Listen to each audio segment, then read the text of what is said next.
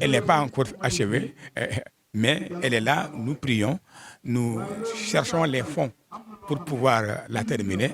Et on a même fait un nouveau plan, Inch'Allah, un nouveau plan pour la reconstruction de la mosquée, Inch'Allah. Nous sommes en train de chercher les moyens de financement pour pouvoir édifier cette mosquée. En 68, 67, 68, précisément, dès son apparition, il a posé la première pierre ici. La première des choses, dès qu'il arrive, c'est ça. Et ensuite, autre chose qu'il a faite à son arrivée, et il a vu que l'islam, pour qu'elle puisse se répandre, il faut que les enfants étudient le Coran le Karim. Donc, après la destruction des fétiches et autres, sa deuxième pensée, c'était donc de créer une école coranique. C'était en quelle année? Ça aussi, c'est la première, c'est en 68, 67, 68. Je fais partie des premiers talibés.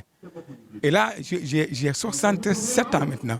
Nous sommes les premiers talibés de cette école coranique.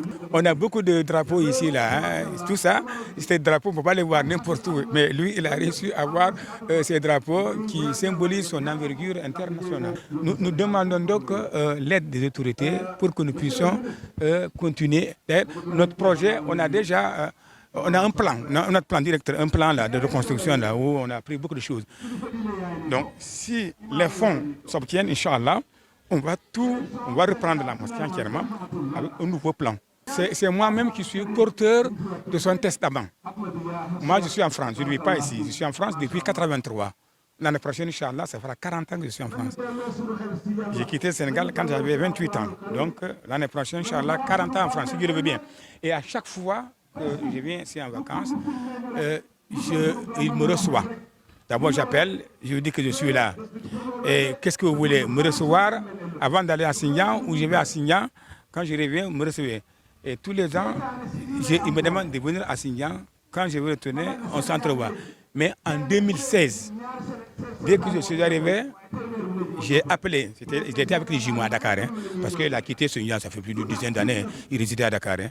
Et donc, en 2016, quand je suis arrivé, j'ai appelé les jumeaux. J'ai dit que vous dites à votre papa que je suis là. Moi, je dois aller à Sindian. Qu'est-ce qu'il veut? Il me reçoit avant que je n'aille, ou bien, comme d'habitude, je reviens. Il m'a dit non, cette fois-ci, il veut que tu viennes avant d'aller à Sindian. Et c'est ce jour-là, quand tu es revenu, il m'a dit, avec les deux jumeaux, lui et moi, nous sommes 4 et Allah, 5 subhanahu wa ta'ala. Il m'a dit voilà, cette fois-ci, tu ne vas pas à Sindian sans me voir, parce que moi, j'ai beaucoup de garçons, j'ai beaucoup d'enfants, notamment les garçons. Et on ne sait pas quelle année Dieu me rappellera. Et je ne voudrais pas qu'à ma mort, qu'il y ait une dispute au niveau de la succession du califat. Donc, moi, je désigne à ma mort que les deux jumeaux qui sont avec moi me succèdent. Et je veux que tu portes ce message-là à Sindian. Dès que tu arrives, le premier vendredi qui te trouve là-bas, tu dois diriger la prière et annoncer ça à Aïnou Salam. Ah, je vais te donner 3 paroles, 3 directives. Première directive, de dire que si je venais à mourir, ce sont les deux jumeaux, Al-Hassan et Hussein, qui me succéderont. J'ai déjà fait mon choix.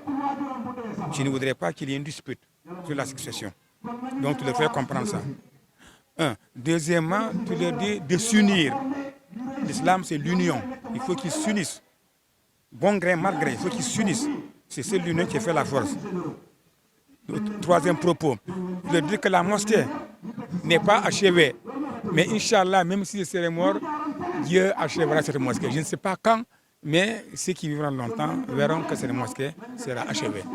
Et c'est moi donc qui suis porteur de son testament. Le choix de ces jumeaux-là comme Khalifa, Khalif, c'est à moi qu'il a donné ce testament. Et c'est moi qui suis venu rendre compte aux populations d'Aïn Salam en 2017.